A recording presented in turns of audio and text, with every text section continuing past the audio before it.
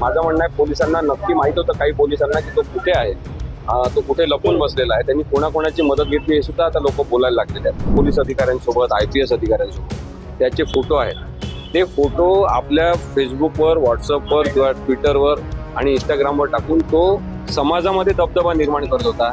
याचा अंदाज एवढ्या वरिष्ठ अधिकाऱ्यांना नसेल का? ज्या ज्या जागी तो लपून बसला तिथे कुठे कुठे किती दिवस होता याची माहिती प्रशांत कोरटकरनी सांगितली, तरी सुद्धा त्या प्रत्यक्ष जागांना जाऊन तिथे आणखी कोणी त्याला मदत केली हे बघावं लागेल. पोलिसांनी त्या सगळ्या लोकांना सहआरोपी केलं पाहिजे. छत्रपती शिवाजी महाराज आणि छत्रपती संभाजी महाराज यांच्याविषयी आक्षेपार्ह विधान केल्याप्रकरणी आणि साहित्यिक इंद्रजित सावंत यांना धमकी दिल्याप्रकरणी प्रशांत कोरटकर याच्या विरोधात खरं तर गुन्हा दाखल आहे. आणि गुन्हा दाखल झाल्यानंतर प्रशांत कोरटकर मागील महिनाभरापासून फरार होता. आज अखेर त्याला कोल्हापूर पोलिसांनी तेलंगणा येथून ताब्यात घेतला आहे. माझ्यासोबत असीम सरोदे आहेत, ॲडव्होकेट. आपण त्यांच्याशी बोलूयात. सर, काय सांगाल? 25 फेब्रुवारीपासून फरार असणारा प्रशांत कोरटकर आज अखेर पोलिसांच्या ताब्यात सापडलाय. उशिरा का होईना लोक लाजेस्तव पोलिसांनी संयुक्त कारवाई म्हणजे कोल्हापूर आणि नागपूर पोलिसांनी संयुक्त कारवाई करून प्रशांत कोरटकरला अटक केलेली आहे. ही समाधानाची बाब आहे. इतके दिवस तो का फरार राहू शकला याचे कारण नक्कीच शोधावे लागतील. कारण की विशिष्ट लोकांना, विशिष्ट राजकीय पक्षाशी आणि विचारधारेशी संबंधित असलेल्या लोकांना काही बोललं तरी चालेल अशा प्रकारे सूट महाराष्ट्रात देण्यात येत आहे. आणि त्यांना तसं वक्तव्य केल्यानंतर अटक सुद्धा केली जात नाही. याची सुद्धा नोंद महाराष्ट्रातल्या लोकांनी घेतलेली आहे. आणि त्यामुळे हे प्रकरण गरम असताना आपण त्याला अटक करायची नाही आणि थंड झाल्यावर इतर अनेक प्रकरणं पुढे आल्यावर आता अटक करायची, म्हणजे तो सुरक्षित राहील पोलिसांच्या ताब्यात सुद्धा. अशा प्रकारची भावना किंवा अशा प्रकारचा एक अंदाज पोलिसांनी बांधून त्याला आता अटक केलेली आहे. कारण की माझं म्हणणं आहे पोलिसांना नक्की माहित होतं काही पोलिसांना की तो कुठे आहे, तो कुठे लपून बसलेला आहे, त्यांनी कोणाकोणाची मदत घेतली हे सुद्धा आता लोक बोलायला लागलेले आहेत. त्यामुळे पोलीस दलामध्ये काही लोक आहेत जे प्रशांत सर, माझा तोच पुढचा प्रश्न आहे. ज्या प्रशांत कोरटकरवर गंभीर आरोप आहेत, ज्या कोल्हापूर पोलिसांनी त्याला अटक केली त्याच्यामध्ये त्याचे अनेक मित्र आहेत असा आरोप केला जातो. इतकंच नाही तर जेव्हा त्यांनी इंद्रजित सावंत यांचा नंबर घेतला तो देखील एका पोलीस अधिकाऱ्याकडूनच घेतला अशी देखील चर्चा आहे. असं असताना त्याच्यावर निष्पक्षपणे कारवाई होईल का, काय वाटतं तुम्हाला? ज्या कोणत्या पोलीस अधिकाऱ्यांकडून त्यांनी नंबर घेतला असेल प्रशांत कोरटकरचा, त्यांना काही त्यांनी असं सांगून घेतला नसेल की आता मला नंबर द्या, मी प्रशांत कोरटकर मी बोलतोय आणि मी आता इंद्रजित सावंतला शिवीगाळ करणार आहे, छत्रपती संभाजी महाराजांचा, शिवाजी महाराजांचा अपमान, असं काही सांगून नंबर घेतला नसेल. नंबर काही पोलिसांनी दिला असेल याचा अर्थ त्यांचा उद्देश हा त्यांनी शिवीगाळ त्यांना करावी असा पोलिसांचा असेल असं आपण म्हणू शकत नाही. तसंच मला हे सुद्धा सातत्याने वाटते की ज्या ज्या वरिष्ठ पोलीस अधिकाऱ्यांसोबत, IPS अधिकाऱ्यांसोबत त्याचे फोटो आहेत, ते फोटो आपल्या फेसबुकवर, व्हॉट्सअपवर किंवा ट्विटरवर आणि इंस्टाग्रामवर टाकून तो समाजामध्ये दबदबा निर्माण करत होता. याचा अंदाज एवढ्या वरिष्ठ अधिकाऱ्यांना नसेल का? तो असला पाहिजे खरं तर. आणि तरी सुद्धा आपण त्यांना बेनिफिट ऑफ डाऊट दिलं पाहिजे की ज्या ज्या पोलिसांसोबत त्याचे फोटो आहेत याचा अर्थ सगळेजण ते त्याला मदत करत होते असं आपण म्हणू शकत नाही. पण काही जण पोलीस अधिकारी हे वाईट प्रवृत्तीचे असू शकतात आणि त्यामुळे त्यांनी त्याला वाममार्गाची मदत केली असेल असं मला वाटतं. सर, जवळपास महिनाभर फरार असल्यानंतर प्रशांत कोरटकर पोलिसांना आज सापडला.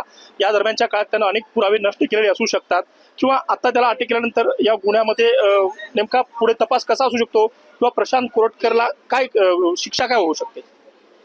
प्रशांत कोरटकरला लपण्यासाठी, लपून बसण्यासाठी अनेकांनी मदत केलेली असू शकते आणि त्या सगळ्यांचा शोध पोलिसांना घेता आला पाहिजे.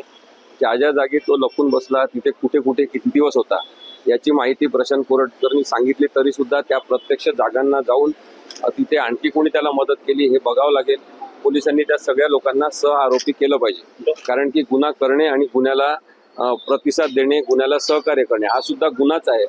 आणि अशा गुन्ह्यामध्ये ज्याच्यात महाराष्ट्राच्या, संपूर्ण महाराष्ट्राच्या केवळ भावना नाही तर वैचारिक वीण ज्या लोकांसोबत आहे त्या छत्रपती शिवाजी महाराज, छत्रपती संभाजी महाराज यांच्यासाठी ते अत्यंत वाईट बोललेले आहे. आणि त्याबरोबर स्त्रियांचा कोणताच मान ठेवायचा नाही, सन्मान ठेवायचा नाही अशा संस्कृतीतून प्रशांत कोरटकर कदाचित आलेले आहेत. त्यामुळे राष्ट्रमाता जिजाबाई यांचा सुद्धा त्यांनी अपमान केलेला आहे की छत्रपती संभाजी राजांचे शिवाजी महाराजांचे बायोलॉजिकल फादर कोण हे तुम्ही विचारलं का वगैरे असे प्रश्न त्यांनी विचारलेले. त्यामुळे त्यांनी स्त्रीत्वाचा सुद्धा अपमान केलेला आहे.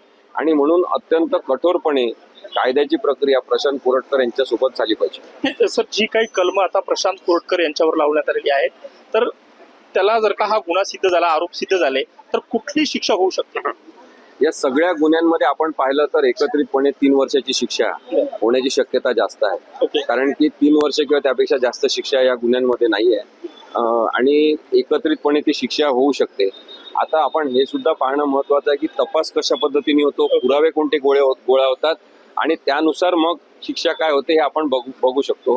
कारण की काय होते, बरेचदा लोकांचा उत्साह, भावनांचा प्रवाह हा सगळा जेव्हा एखादा आरोपी फरार असतो तेव्हा फार जास्त असतो आणि नंतर मग ती केस आपल्या प्रक्रियेनुसार सुरू राहते, लोकांचं लक्ष राहत नाही.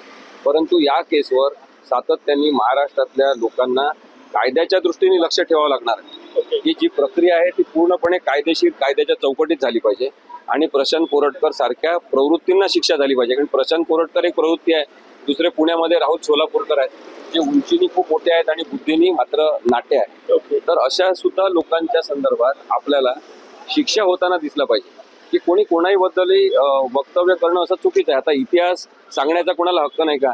राहुल सोलापूरकरांना एक इतिहास मान्य असेल, त्यांनी तो सांगावा, परंतु ते सांगताना वाईट शब्द वापरण्याची परवानगी नाही, ते सांगताना दुसऱ्यांचा अपमान करण्याची परवानगी नाही. इंद्रजित सावंत आपला इतिहास नेहमी अत्यंत सौम्य पद्धतीने पटवून देण्यासाठी सांगतात. तुम्हाला तो पटत नसेल तर तुम्ही तो नका स्वीकारू, पण याचा अर्थ त्यांना शिव्या द्यायच्या आणि त्यांच्यासोबत सगळ्या महापुरुषांचा अपमान करायचा हे चुकीचं आहे. मला असं वाटतं की महापुरुषांचा सन्मान ठेवावा, मान ठेवावा, या संदर्भात एखादा कायदा स्पष्टपणे महाराष्ट्रात असला पाहिजे. आता आपण पाहू शकतो प्रशांत कोरटकर याला अखेर अटक करण्यात आली असून उद्या त्यांना कोर्टात हजर केलं जाईल. पुण्याहून किरण शिंदे, लोकमत.